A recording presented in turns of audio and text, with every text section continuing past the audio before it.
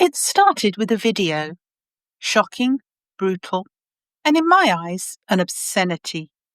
As a veterinary physiotherapist, I knew what I was seeing wasn't just harsh, it was unacceptable.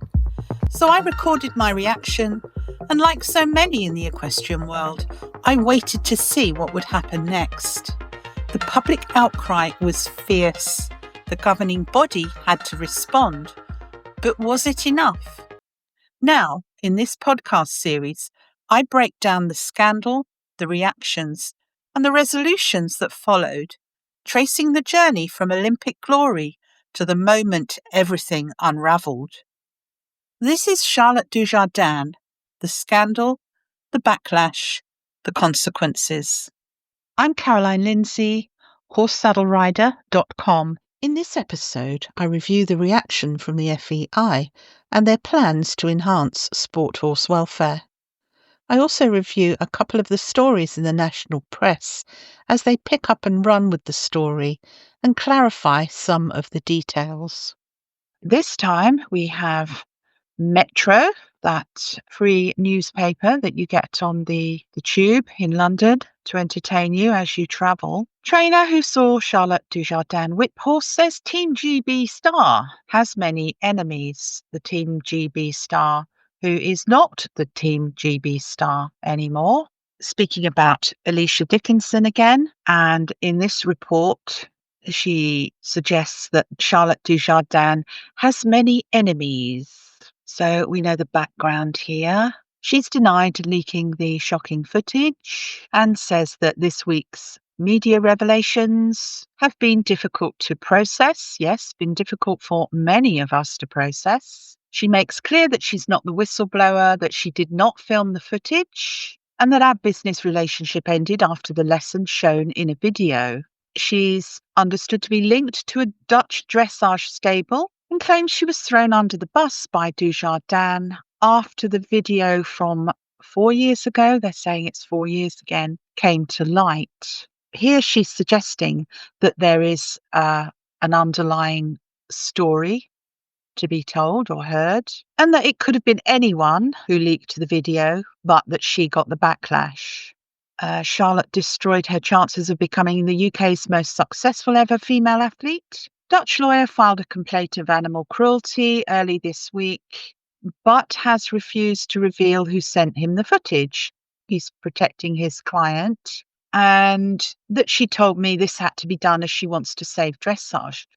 Now, I've been having conversations with people about this, and they're not horse riders. They have no clue what dressage is. But one of them said, oh yeah, the best thing to do was to have a lawyer representing them outside the country because they are removed from any influence within the country that the incident happened. So that's a fair comment. It's not yet known if the supplier of the video is also from the Netherlands, which has always been one of Team GB's closest rivals in equestrian sports.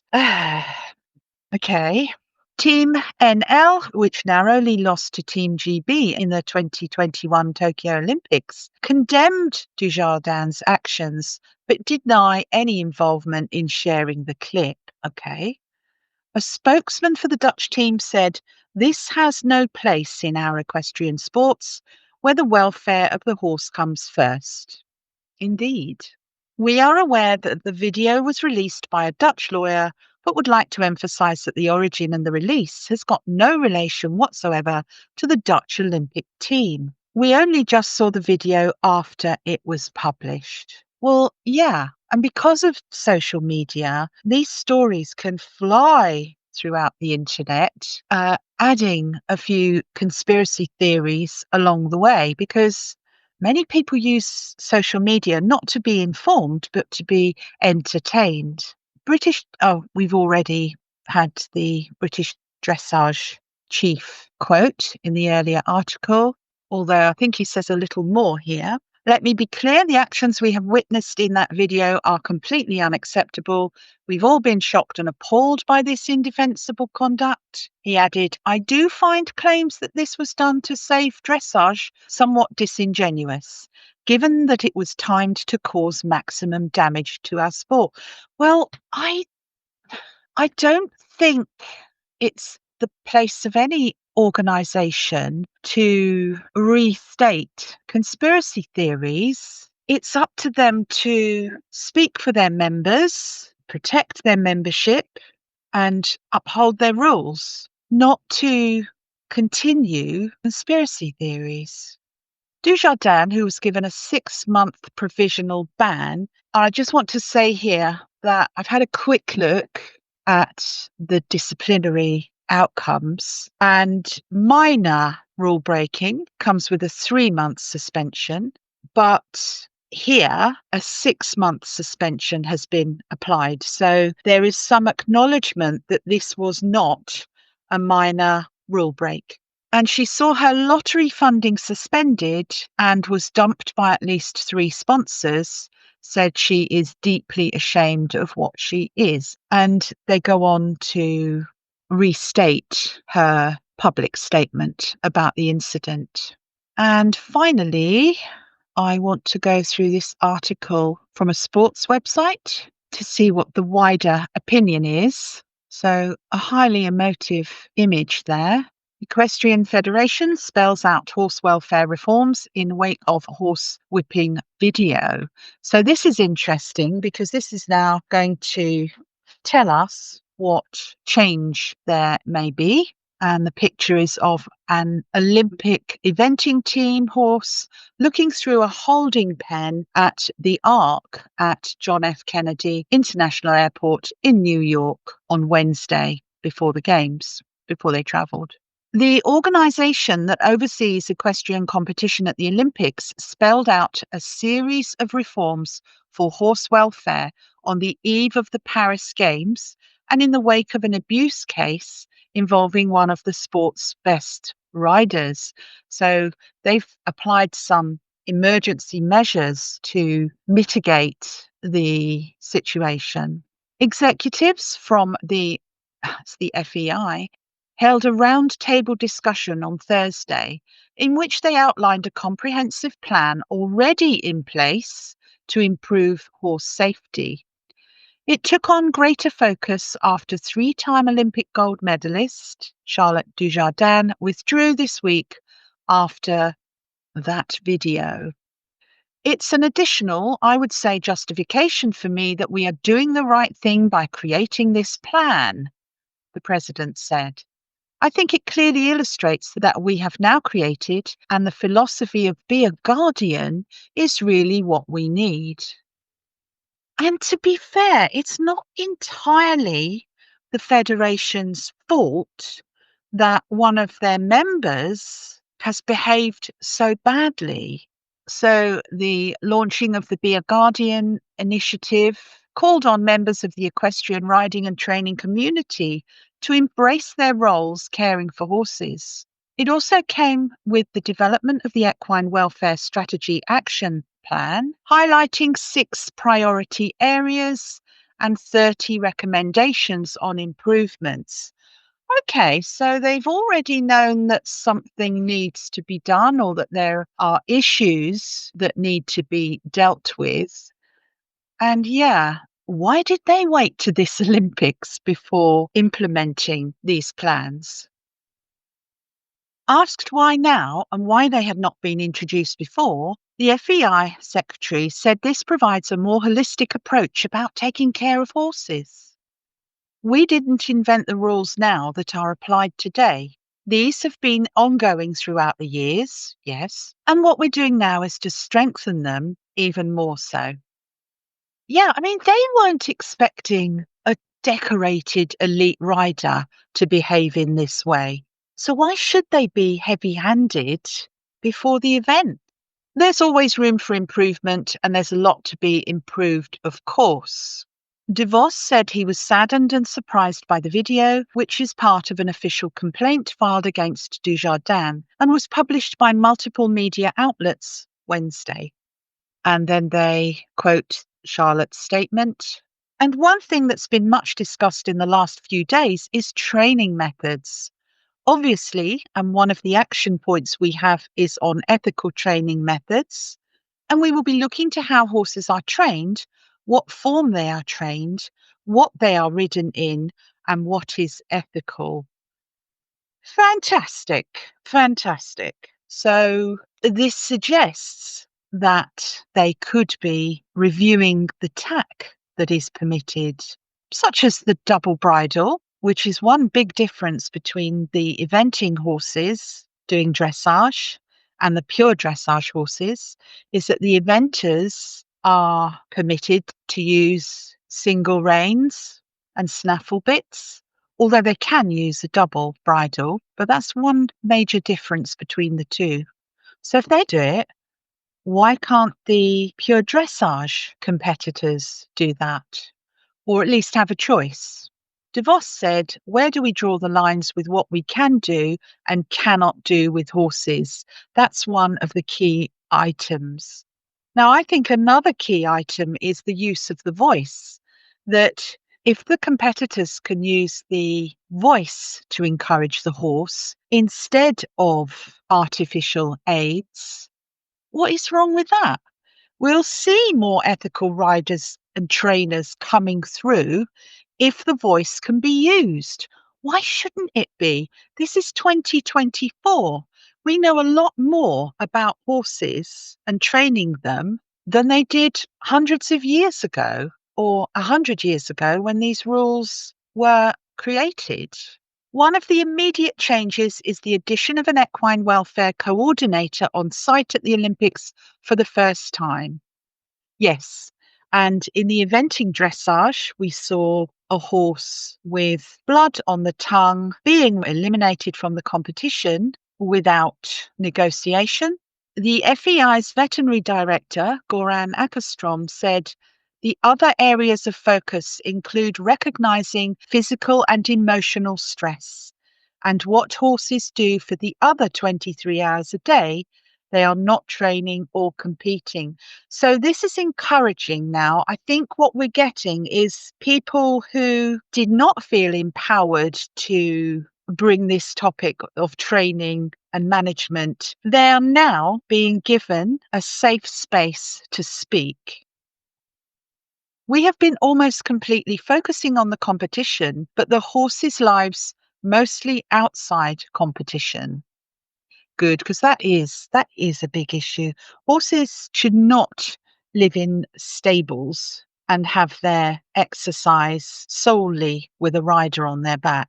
People for the Ethical Treatment of Animals, in a statement earlier this week, said Dujardin's case is a message to the International Olympic Committee to remove equestrian events entirely. So there's pressure here, strong pressure, consistent pressure, that this is not about punishing the rule breakers. This is about removing the facilitation of this abuse. Dujardin has been provisionally suspended from all events under FEI jurisdiction, pending results of the investigation.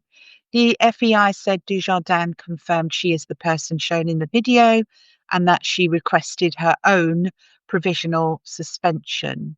So there it is. The FEI is using its powers to review their rules in terms of equipment, and the organisations that campaign for ethical treatment of animals is on the case and will be watching and monitoring the FEI to continue to act and in a timely manner. And I don't believe in punishing the abusers because personally, I believe it's pointless. I believe that we should remove the opportunities for them to perform and be rewarded for their behaviour. Some background stories from the Telegraph newspaper. And the headline, Inside the Charlotte Dujardin Scandal and the Week That Could End Dressage for Good. The mood in Paris is bleak, with grave worries about the sport's Olympic future as it comes to terms with the revelations of the past few days. So this story is from the 28th of July, which is just before the Olympics started. Charlotte Dujardin could have become Britain's most decorated female Olympian, but this week's events put paid to that. The Girl on the Dancing Horse, this was the title Charlotte Dujardin gave her memoir, and it was a reputation that preceded her everywhere she went. When she performed at one 2015 exhibition in Las Vegas on Vallegro, the Dutch warmblood with whom she elevated dressage to its highest artistic expression, newly converted fans queued out of the door for her autograph. In less than a week, that luminous reputation has been torched. And today, she might just be the girl who brings down her sport. So, yes, reflecting that pure dressage may be dropped from the Olympics because of the backlash from the public about how apparently cruel this can be for the competing horses. While equestrianism is confirmed for the Los Angeles Olympics in 2028, so the next Olympics, there are grave doubts as to whether dressage will form part of its programme. And yeah, there are very grave doubts. This is a constituency under mounting pressure to sustain the social licence to use horses for sport. And the video of Dujardin whipping one 24 times in 1 minute marks a grave setback for that cause. For those of you who may not be aware, social licence is defined as permission from the public or approval or even indifference from the public to continue an activity. And for years, we've had a big question mark over racing. As we've seen, Australia banned some equestrian sports and greyhound racing. So the industry needs to clean up its act and not be complacent about the public's feelings about horses in sport. Reactions to the animal abuse in an Olympic context are visceral and immediate. Well, yes, they are, because the Olympics stands for fairness and equality, and they've been upholding that for over 100 years. So unethical equestrian sport is looking to be very out of place in a modern Olympics and what it stands for. In August 2021, Kim Reisner, a German coach in modern pentathlon, was filmed punching a horse in Tokyo. 3 months later, the sport's governing body ruled that horse riding should no longer be one of its 5 disciplines.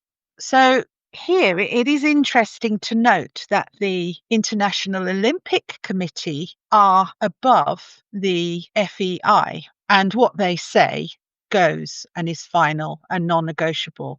The downfall of Dujardin has unleashed an even fiercer backlash. Even her longtime mentor, Carl Hester, the British team captain, has co-signed a letter condemning her. She was meant to be on a quest here at the Palace of Versailles, a suitably opulent setting for a sport of billionaires, to become the most decorated British female Olympian in history. Instead, the very mention of her name draws a shudder from peers and public alike, and it does. In the rain-lashed grounds, Laura Collett, a reigning Olympic champion in team eventing, said of the leaked video, "It is devastating for the whole horse world." It is, because there's a question mark over everybody's heads now, everybody who trains a horse and rides a horse for competition. That view was echoed in the stands. I just think the vast majority of people like us, amateur riders, would just never do anything like that, said Sam Fletcher from Wiltshire. "We look after our horses better than we do our kids. I've never seen a horse being whipped like that. No." And then there's questions about the leak being malicious because of the timing. Within the sport, it is the timing of the leak, which suggests malice rather than a genuine fear for animal welfare, that has prompted most anger. And personally, I say the timing doesn't matter when you're whistleblowing. It's the essence of the story, the behaviour, the activity that is what's important here. And questioning the timing of it or whether it's malicious or not just deflects from the important story, which is the gravity of the behaviour of the person carrying out the abuse. In taking out Dujardin, the whistleblower, supposedly acting with the sport's best interests at heart, may have set fire to its Olympic existence. All the evidence points to the conclusion that it is the work of someone working on the inside. So they're adding intrigue to this. And I'm sure the story will come out eventually. The whistleblower's lawyer claims she has been agonizing since 2022 about going public. She was warned to keep quiet by senior people in English equestrianism last year, her lawyer claims. Others at top levels in the sport dispute these events and even the timeline. One insider tells Telegraph Sport that the whistleblower does not even have her dates right, and the video was shot in July 2020. Senior figures close to the Team GB camp, which outwardly condemns the video, privately describe the attack as malicious. Well, at face value, that's what it looks like. Who then could the whistleblower be? Life behind the scenes for the darling of the sport has not all been smooth sailing in recent months. 7 months ago, Dujardin decided to sever business ties with Abby Newell, chief executive of the Equestrian Management Agency. Multiple sources describe lingering tensions between the pair, but Newell categorically denies being the whistleblower. Of course not, she told Telegraph Sport when asked whether she had played a role in bringing the footage to light. And of course, because we don't know who the whistleblower is, there's question marks on a number of people's heads there too. Another one-time associate of Dujardin is dressage trainer Alicia Dickinson, who also denies leaking the footage, but who claims Dujardin has many enemies. Our business relationship ended after the lesson shown in the video, she said, indicating she was aware of concerns. And of course, as I understand it, and as it's been reported, she was there when this incident took place, but she did not film it. And she is not the whistleblower. It is a tantalizing claim by Dickinson, this statement that Dujardin has enemies, and it is not one made in isolation. Several sources within the sport paint her as a diva who has alienated many with a high-handed attitude. But is such a portrayal accurate or the product of resentment? Dujardin, after all, is not a woman hewn from classic equestrian stock. She was born in Enfield and trained under her mother's car headlamps in a North London sand arena. The fact that she would go on to dominate such an eye-wateringly expensive sport as dressage may have made her a target in a world known for its cliques. Well, I would take issue with that because classic equestrian stock is the general horse-owning public who would themselves survive on baked beans on toast to give their horses what they need. And dressage is only an expensive sport because the horses can be expensive. But to compete a horse in dressage at the higher levels, if you've bred the horse yourself or acquired a young horse, you have to be a good trainer and rider. So it's not just about the money. So then they have a timeline of events that led to the Olympic ban. In August 2021, Dujardin wins 2 bronzes at the Tokyo 2020 Games. And I must point out that was not with Vallegro. She had another young horse. And she had previously won team and individual gold medals at the London 2012 Games on Vallegro. And the pair went on to win individual gold and team silver at Rio Games. In 2022, Dujardin is filmed beating a horse more than 24 times in 1 minute, like an elephant in the circus, according to whistleblower's lawyer Stephen Wensing.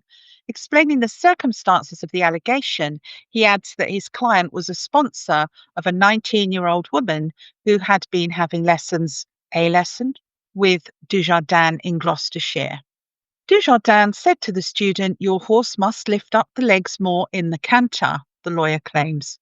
She took the long whip and she was beating the horse more than 24 times in 1 minute and really hard, Really harsh, really tough. Dujardin later claimed the footage is from 2020, so she remembers it well. 2023, the whistleblower initially concluded she had no right to question Dujardin's methods, given her Olympic pedigree. But a year later, she expresses concerns privately to figures in English equestrianism. They urge her not to go public. My client asked around and was warned against speaking out in the UK. So, yeah, she didn't wait. And whistleblowers do try to do the right thing from the beginning, but they are often not heard. And yeah, that can bring some resentment. So it goes from there. The whistleblower's concerns deepen as two-time Olympic champion Sir Mark Todd separately received a 4-month ban after repeatedly striking a horse. You may remember this incident circulating on social media where, again, on a lesson involving someone else's horse, not their own, this horse is coerced with a long branch to jump some water. June the 26th, 2024, the British Olympic Association selects Dujardin for Paris, saying the squad of 4, representing dressage, offers a mix of experience and young talent, with Carl Hester set to compete in his 7th Games, while his protégée, Charlotte Dujardin, will be hoping to become Britain's most decorated female Olympian. So you may or may not know that Charlotte Dujardin worked very closely with Carl Hester in terms of training in his yard with him before branching out on her own, although I'm not sure when. July 23rd, 2024, Dujardin sends shockwaves through Team GB by standing down from the Olympics, saying she was deeply ashamed after making an error of judgment 24 times. She claims the video had been taken 4 years ago rather than 2. Well, that just deflects from the story. It was still her delivering the abuse. Within 2 hours of the statement, she was formally banned from the Games and provisionally suspended for 6 months. And as I stated in my last video, if this was a minor rule break, it would be a 3-month ban. But she has a provisional 6-month ban because presumably this is seen by the FEI to be more serious. And in the meantime, they are making their investigation. Equestrian's governing body, the FEI, confirmed it had footage showing her engaging in conduct contrary to the principles of horse welfare during a training session conducted at Ms. Dujardin's private stable. I'm glad that's been cleared up because I wasn't sure if this was at the rider's yard.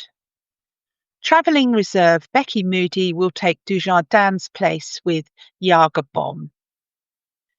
And having watched her performance since, it's very pleasing indeed. July 20th, 2024, the whistleblower contacts Wensing, a Dutch lawyer specialising in equine law. She eventually made a decision to let me admit the complaint to the FEI, who Wensing says took this immediately very seriously after he sent the video to the authority on the following Monday, July the 22nd. So continuing with the story, now she has been humiliated in the most brutal fashion, which is what the video portrays for the horse and the rider. Transformed from poster girl to persona non grata in the space of just 5 days. Tom McEwen, whose father is a vet, described a sense of horror at the sport's reputational damage, inviting reporters to visit his yard to see how well his horses were looked after. Well, this isn't about looking after horses. She's not accused of starving them or depriving them. She's accused by the public of physically abusing the horse, for which she has admitted to being the person in the video. And Tom McEwen is an event rider on the Olympic team. It was a massive shock to the equestrian world, he said, but it's really important for us to put a shining light on our amazing sport. The trouble is that most of equestrians' abuse scandals have originated not from pre-prepared open days, but from unguarded moments. Whenever journalists were invited to Hester's Liard in Gloucestershire, where Dujardin trained, she could demonstrate how the horses received a level of love and luxury tantamount to an equine spa. Then that video definitively broke the spell, casting a far less flattering light on how flawlessness in dressage could be attained. Prognosis for dressage looks bleak. If the FEI thought the Dujardin case was a grim aberration, events have since proved otherwise. Max Kuhner, a medal contender for Austria in show jumping, is the subject of criminal proceedings in Germany for allegedly hitting his horse's legs with a bar to make it jump higher. Carlos Parro, a Brazilian eventer, has been formally cautioned for potentially causing unnecessary discomfort to a horse through the use of hyperflexion, or roll-cœur, a banned practice where the horse's neck is flexed to such an extreme that its tongue can turn blue. The FEI investigation into Dujardin is likely to be painful and prolonged.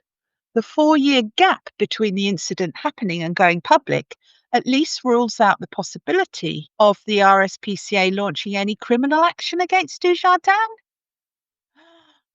That comes as a shock to me.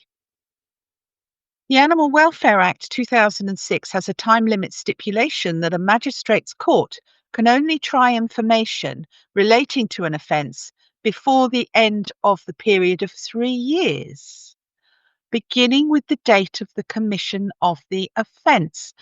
I see. Okay, so another level of intrigue here, because the lawyer has stated that the video is 2.5 years old, and Charlotte Dujardin is stating that the video is 4 years old. If it is 4 years old, then she's off the hook from criminal prosecution from the RSPCA, as I read it here. But the broader prognosis for the sport looks bleak. Equestrianism is already in a fight for its Olympic existence, struggling to explain how dressage techniques dating back to the mid-16th century have any place in a spectacle desperate to appeal to a younger demographic. Well, yeah, that is about the long and the short of it. Pure dressage and the training of it and how the horses look when they're competing, and very few look very comfortable or willing to compete. They don't look like they're enjoying it. While an archaic image is one problem, suggestions of equine abuse threaten an existential crisis. Does dressage even deserve to survive in 2028 if it is shown to have a dark heart? Well, no, it doesn't. It doesn't at all. It is one troubling question among many for the sport to contemplate after a truly shattering week. And yeah, many have said that this form of abuse is widespread in elite dressage training, suggesting that you have to use coercive methods for the horse to perform in that way. Although my view is that the equipment that the riders, owners, trainers are using, i.e. double bridles, which is 2 bits in the horse's mouth, one fairly harsh. Well, it's the hands that are harsh, not so much the bits. And then the spurs, and then the whips. So why do you need all that to encourage a horse to dance? Well, there are many riders who do not use those methods or harsh items of equipment to produce a happy, athletic horse. But, for example, they have to use a bit, it's in the rules, to compete at the higher levels. A statement from the FEI to Telegraph Sport reiterated its commitment to improving horse welfare. For the first time ever, a horse welfare coordinator has been appointed for the Olympic and Paralympic Games. Dr. Richard Cord, president of the French League for the Protection of the Horse, is one of the most experienced equine veterinarians globally and serves as the French national head veterinarian. He will work in an advisory and supportive capacity, liaising directly with on-site FEI officials to ensure that equine well-being is prioritised at all times. And yes, as I understand it, one horse was eliminated for blood on the tongue, which wouldn't be all that unusual because that's a rule, it's upheld, there's no question about that. It can't be covered up, or rather the appearance of blood in the mouth can't be covered up, or from the region of the spurs. And also there was an incident where the dressage horses were allowed to bring their horses into the Olympic arena, ridden, and one rider was riding their horse in hyperflexion and they were cautioned and given a yellow card. So, yes, things are happening, rules are being upheld, protection of the horse is being monitored. Additionally, there has been a significant shift in the conversation surrounding horse welfare at the Paris Olympic Games. We have communicated with the stewards, the ground jury, and the FEI to emphasise the importance of proper bridle fitting and adjustments. This message has been delivered by our team strongly, clearly, and in detail. And this brings up another problem, that the nosebands of the bridles are being over-tightened. Again, for control of the horse, of the expressive athletic horse, which may be difficult for many riders, even at elite levels, to actually ride. In other words, the degree of athleticism required for the highest level of competition means that that movement is almost impossible to sit to and direct by the riders. We understand that words carry weight only when they are supported by meaningful action. We are fully aware of the importance of ensuring our commitments are not just rhetoric, but are followed by decisive and necessary action to support equine welfare. While we acknowledge that it may not always be possible to satisfy everyone, we are confident that the action plan provides us with a clear framework to make informed and thoughtful decisions, and that equestrian will be part of the Olympic story for many more Olympics to come. Well, I think it's too little, too late. I really believe that it will disappear, because I'm not sure it could be cleaned up at this stage in time for social license to do a U-turn. And also, what you have to consider here is that there are countries where horse breeding is a major lucrative export. Britain is no longer renowned for their horse breeding, although we could say that our ponies are the exception there. They need to protect their horse breeding industry. If you found this episode thought-provoking, make sure to subscribe so you don't miss the next one. And if you enjoyed this deep dive, leave a review. It really helps more equestrians and horse lovers find the podcast. You can also join the conversation on the Horse Saddle Rider YouTube channel. And finally, I'll be giving you more insights into the equestrian world. So be sure to come back and join me so that together we can campaign for better conditions for our sport horses.